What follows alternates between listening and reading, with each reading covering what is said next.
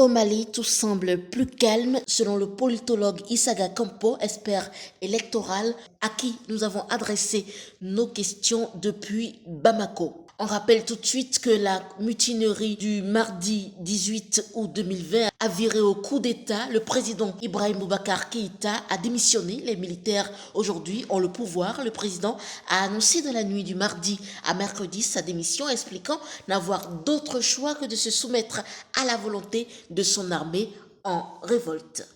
Déjà, Monsieur Campo, comment se porte le Mali aujourd'hui et quelle sera la suite une fois le départ du président ainsi obtenu?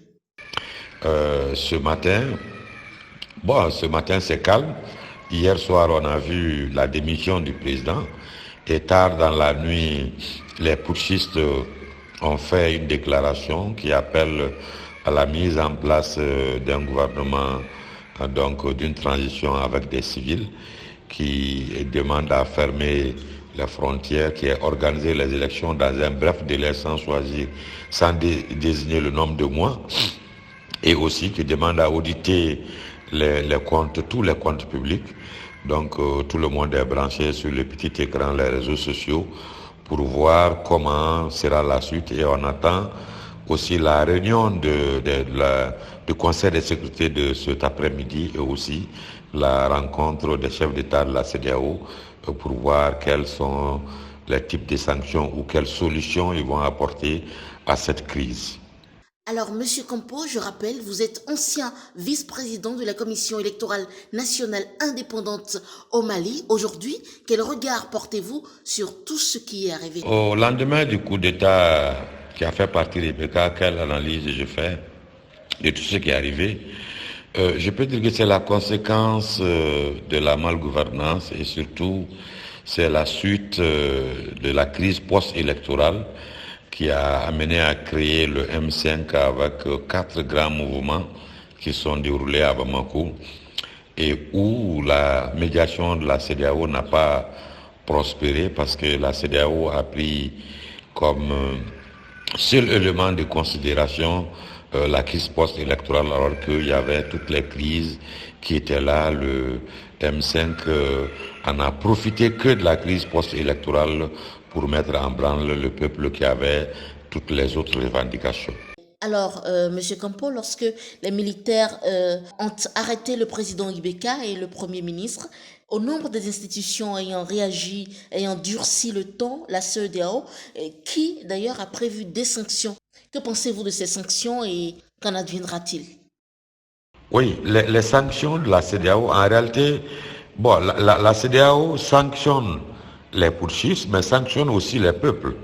On sort du Covid-19 où les frontières venaient d'être ouvertes tout à l'heure, où il y a le commerce entre les différentes populations. Si automatiquement on dit qu'on ferme toutes les frontières, ça veut dire que la CEDEAO sanctionne le peuple malien et non les dirigeants. Et moi je le dis toujours, la CEDEAO vient toujours en sapeur-pompier. Dans le protocole additionnel de la CEDEAO, au-delà donc de la gestion des institutions par des élections, il y a aussi la gouvernance qui est dans le protocole. Mais un seul instrument, donc les peuples de la CEDEAO considèrent que les présidents de la CEDEAO, c'est les syndicats des présidents et non d'une organisation crédible pour aider les peuples de la CEDEAO. Donc le problème fondamental, en voulant sanctionner les dirigeants, on ferme les frontières, les transactions financières entre le Mali et les États aussi sont arrêtées. Donc c'est le peuple qui va souffrir et non les dirigeants qui ont tous les moyens pour survivre pendant des mois et des mois. Je pense que ce n'est pas une bonne solution. Au contraire, il doit venir aider les putschistes, la société civile et les partis politiques à redessiner une nouvelle transition et rapidement mettre le Mali dans la bonne direction pour qu'il y ait des élections libres et crédibles. Au lieu de venir en sapeur-pompier, la communauté internationale doit suivre les évolutions dans tous les États et de prévenir avant que la crise ne s'installe. Au regard de tout ceci, à quel schéma aura-t-on droit? Quelles dispositions constitutionnelles sont prévues par la législation malienne?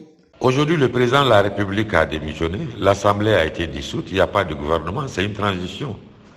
Donc il faut rapidement mettre une transition et cette transition aura une charte et qui va être encadré par la Cour constitutionnelle et la Cour suprême et définir dans la charte le délai donc de ce comité transitoire, de cette institution transitoire qui va donc servir de parlement en attendant la mise en place de nouvelles institutions. Pour finir, Monsieur Issaga Campo, dites-nous, ce départ est-il vraiment voulu par le peuple et pourquoi ne pouvait-on pas laisser le président Ibrahim Boubacar Keïta finir quand même son mandat? Ce départ est-il voulu par le peuple? Oui et non. Parce que depuis le 5 juin, il y a eu les revendications. Ça a été suite, on peut dire, à l'arrêt de la Cour constitutionnelle, mais depuis 2017, les revendications socio-professionnelles de tous les corps fusent partout. Mais on n'a jamais eu de solution. Et après les élections de 2018, la CEDEAO même est venue faire une médiation où le président a fait une main tendue qui a permis à l'honorable Soumaïla Cissé de discuter avec lui. Il y a eu le dialogue national plus tard, en fin d'année 2019, mais dont les recommandations n'ont pas été appliquées. La seule recommandation qui a été appliquée, c'était les élections législatives qui ont donné suite aux conséquences que tu sais. Donc pour les Maliens, on ne s'attendait pas comme ça à un coup de force. On pensait que le gouvernement et le M5 allaient trouver un terrain d'entente pour négocier, trouver un format, en tout cas, qui allait arranger tout le monde que de voir les militaires encore s'infiltrer dans le jeu politique. C'est vraiment dommage. Depuis 1992, on a connu 2 coups d'État en 2012 et en 2020. Donc la démocratie malienne prend les pots cassés. C'est la gouvernance politique qui est en cause, c'est les hommes politiques qui sont en cause, parce que depuis 1990, c'est les mêmes acteurs politiques qui sont sur la scène politique malienne. Il n'y a pas eu de changement. Et même maintenant, si on continue avec les mêmes hommes, ça va être les mêmes conséquences parce qu'ils ne pourront pas changer quelque chose. C'est les mêmes pratiques, donc, et c'est les mêmes hommes depuis 30 ans.